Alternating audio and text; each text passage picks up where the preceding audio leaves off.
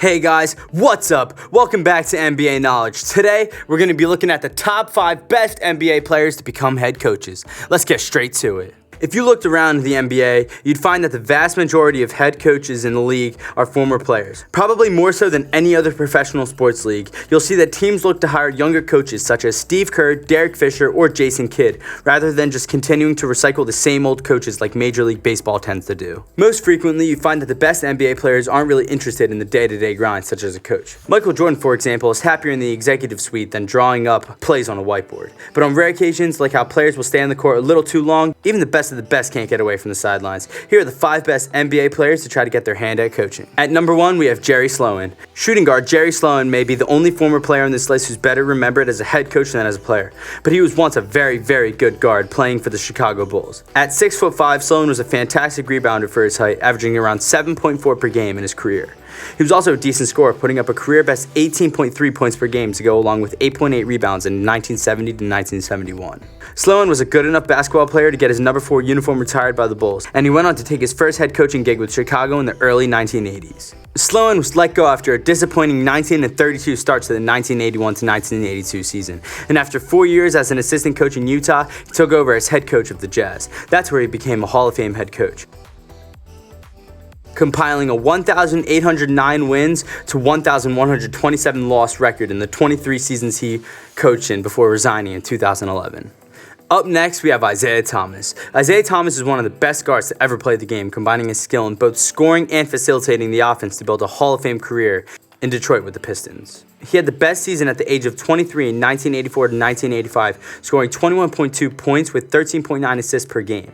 He led the Pistons to 3 consecutive appearances in the NBA Finals, winning back-to-back titles in 1989 and 1990. Thomas ended up having his career cut short with injury issues and retired at just 32 years of age. His early retirement made Thomas one of the younger head coaches in the NBA. He was 39 years old when he became the head coach of the Indiana Pacers for the 2000 to 2001 season, taking over a team that had just lost to the Los Angeles Lakers in the NBA Finals. At the time, Thomas was just 2 months older than Sam Perkins, who was the starting center on his team. Thomas's greatness on the court, however, didn't translate to coaching success. He compiled a 187 win to 223 loss record in the 5 seasons coaching the Pacers and the New York Knicks.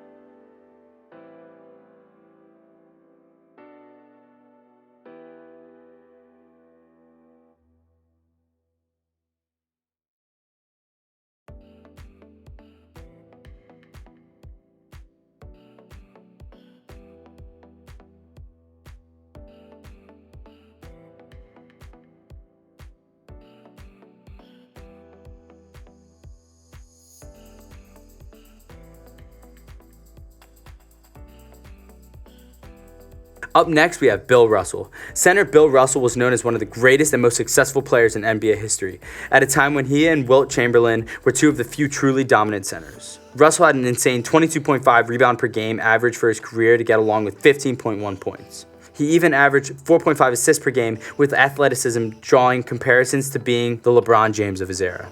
Russell led his Celtics to 11 NBA championships in his 13 professional seasons. He actually first became a coach back in 1966 to 1967, coaching over for Red Auerbach while he was still playing for the team. Russell continued as a player and a coach through the end of his playing career in 1969 before getting another chance as a coach with the Seattle Supersonics in the mid-70s. He received one more shot as a head coach in the NBA, leading the Sacramento Kings to a 17-41 record in the 1987 and 1988 season before being fired. Russell finished his coaching career with 179 wins and 207 losses, not counting the years he was with the Celtics. Up next, we have Larry Bird. Former Celtic Larry Bird is one of the best small forwards to ever play the game, and he's one of the most memorable winners. He led Boston to a championship in just his second year, winning 3 NBA titles over the course of 13 years. He led Boston to a championship in just his second year, winning 3 NBA titles over the course of his 13-year career. Bird was a great scorer and rebounder, and he even developed into one of the best three-point shooters in the league, averaging 39.8 from beyond the arc in the final season of his career. Bird became the head coach of the Indiana Pacers just 5 years after his last game in a uniform, coaching the team at 41 years of age in 1997 and 1998. They made the Eastern Conference Finals 3 years in a row, losing to the Bulls, the Knicks, and then the Lakers in the NBA Finals in 2000. Bird stepped away from coaching and took a role with the team as an executive, leaving behind a 147-67 record as a head coach in the NBA. And number 5, we have Magic Johnson.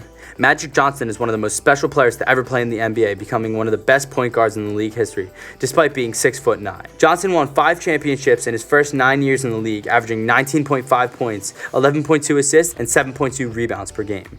After losing the 1991 NBA Finals to the Bulls, Johnson was forced to retire at just 31 due to an illness after contracting HIV. He played in the 1992 All-Star Game and the Olympics with the Dream Team before shifting his focus to coaching. Johnson took over as head coach of the Lakers with 16 games remaining in the 1993 to 1994 season.